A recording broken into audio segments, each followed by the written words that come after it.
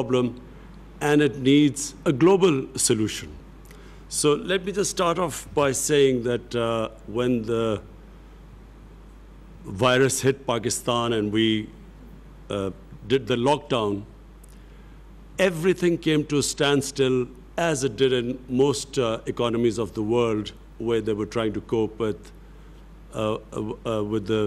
stopping the spread of the coronavirus. And when everything came to a standstill, the biggest issue for us was how to look after the most vulnerable section of our population. And the people affected in the non-formal sector of our economy, in our country, out of a population of 220 million people, the vulnerable section of the society was almost 150 million people. Non-formal sector, daily wages, weekly wages, whose family depended upon them earning money so that they could eat. So we then started this big cash handout, one of the biggest programs in Pakistan's history. We doled out $8 billion to stimulate our economy, and of course to give cash to the most vulnerable section of our society. But the problem was, and the problem is, we have falling exports. We have falling remittances. We were trying to big, ambitious plans to revive our tourism sector. All this took a nosedive. And I know that this is the problem with most of the countries, but specifically the developing countries face this problem. To put things in perspective, the total amount of stimulus we could afford to give to our economy, and that was the biggest stimulus ever in our history, we managed to give $8 billion. And so when you compare it with countries like the United States, from what I heard, they're giving $3 trillion, Germany $1 trillion, euros, Japan $1 trillion.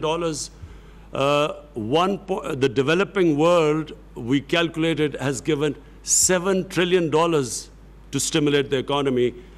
And when you compare that with the developing world, unfortunately, we do not have the fiscal space to revive our economy, to look after the most vulnerable section of our society. And in case of our country, we still have this huge, ambitious program of fighting climate change by planting 10 billion trees. So all this money got diverted into dealing with the effects of the coronavirus lockdown. So all I want to say is that it is very important for the developing world to, at this critical juncture, look after the people of the developing world which are struggling. When I spoke to the prime ministers of Ethiopia, of the president of Egypt, prime minister of Nigeria, all of them are facing similar problems to what we are facing. And therefore, I really welcome the G20 for taking this big initiative of giving debt relief. But bear in mind, this really has to be thought through. This stimulus, this help to the developing world, I'm afraid has to be much bigger than so far it is being envisaged. Because, you know, you have the developing world with 1.5 billion people.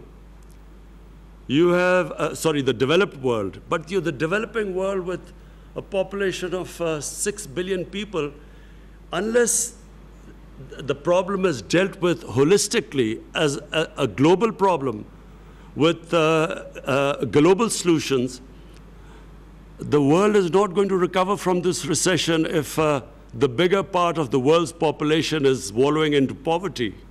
So therefore, I again, Mr. Secretary General, I congratulate you. I think this is again a great initiative.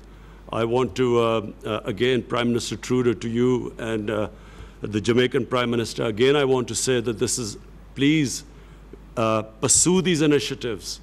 It is very important that the world, which became insular when COVID-19 hit the world. It's very important that the world now looks at this whole issue globally. And therefore, I'm sure if the developed countries put their minds together and treat this as a global situation, I think that we will all come out of it unscathed. Right now, things look bleak, but I think if we deal it as a global issue, I think that the world will come out of it. Thank you very much.